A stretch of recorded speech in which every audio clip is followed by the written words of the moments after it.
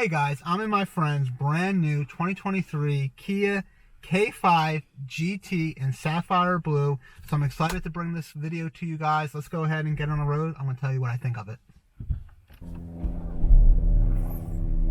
Alright guys, this is powered by a 2.5 liter turbocharged engine. It makes 290 horsepower, 311 foot-pounds of torque, but more importantly, 311 foot-pounds of torque at 1600 RPM. I think it's 1650 to be exact, which is a lot. And literally this is my first time driving it, so I'm curious to see how she feels. Oh, a little wheel spin. Keep in mind guys, this is a dual clutch transmission. One of the first dual clutch transmissions to be offered in a very affordable car. Usually the next cheapest car I can think of the dual clutch is a Nissan GTR, and now a dual clutch is being offered in a GT500. Once again, these are all high performance vehicles. So this is the first more car that is you can get your hands on, to be honest with you, with the dual clutch. So I'm curious to see how this transmission shifts and how fast it really is. Alright guys, once again, a little wheel spin. And she's got great acceleration. Let me put this window so you guys can hear me. This is actually a very quick car, and I like how it holds the gear for you. So I'm in, yeah, alright. That's actually really cool. Brakes feel good. We'll dibble on the brakes a little bit more further in the video, but they feel pretty good. They're just slightly bigger than the standard K5. They do have, ironically, my friend that owns the vehicle, we'll giggle out of it. The vehicle does have brake caliper covers from the factory that on it. Does kind of clean it up, but you know, we're always hoping as car enthusiasts to have, you know, like a Brembo more style type of brake caliper, and I'm waiting for traffic to clear up, and we're in the middle of nowhere, but you wouldn't know that judging by literally all the traffic everywhere. It's just pretty crazy.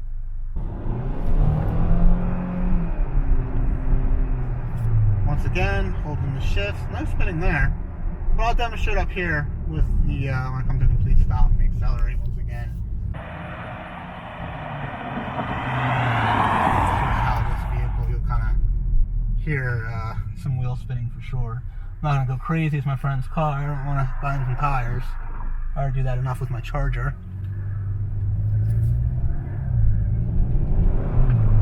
There it is, a little wheel spin. And she pulls though. For every day, you know, for passing, for just even kind of some spirit driving, you don't really need any more power than this. And I love how it holds that gear. It really is just, even my Charger doesn't hold a gear the way this thing's holding the gear. It's still just staying there and slowly letting it rev down, but it hasn't even shifted yet. It's just holding it. And that's because we're in sport mode. If you don't want to do that, keep in mind, just put a normal mode and it will drive like it says, normal. Man, that turbo kicks in.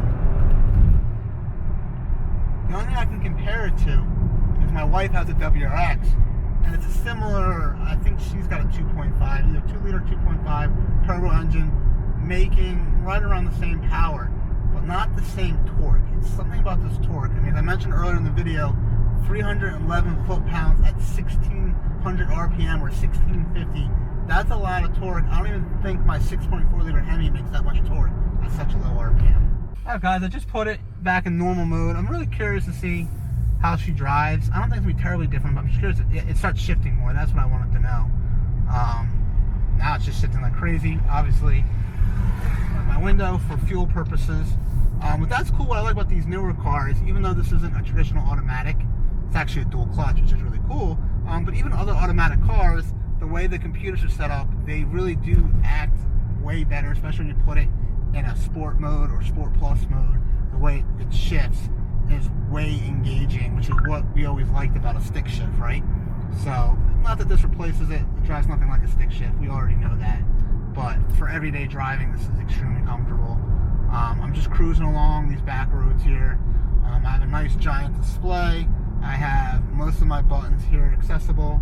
I have your standard buttons here on the steering wheel, and I have this amazing sunroof, by the way.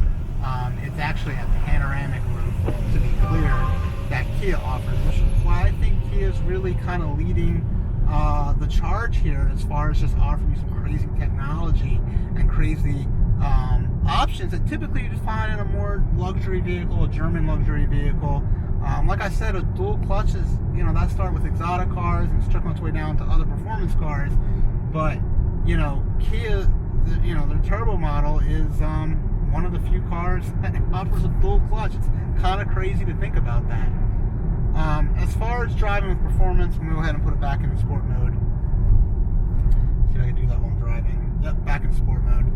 So, one of the things I'm going to demonstrate up here is my only complaint, and I think Kia did a great job, is it has an open diff. Open diff meaning that it will spin one wheel, it doesn't have posi. So it is one of the reasons why it's spinning so much. And it is a front wheel drive vehicle, so it does make it challenging to really get going. You will definitely, believe me, I didn't do it, but you'll smoke up these tires real fast.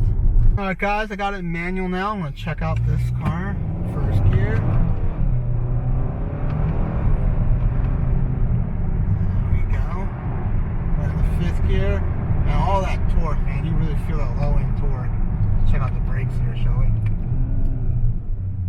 Alright, thank you, Jeep. Brakes work, back on the accelerator.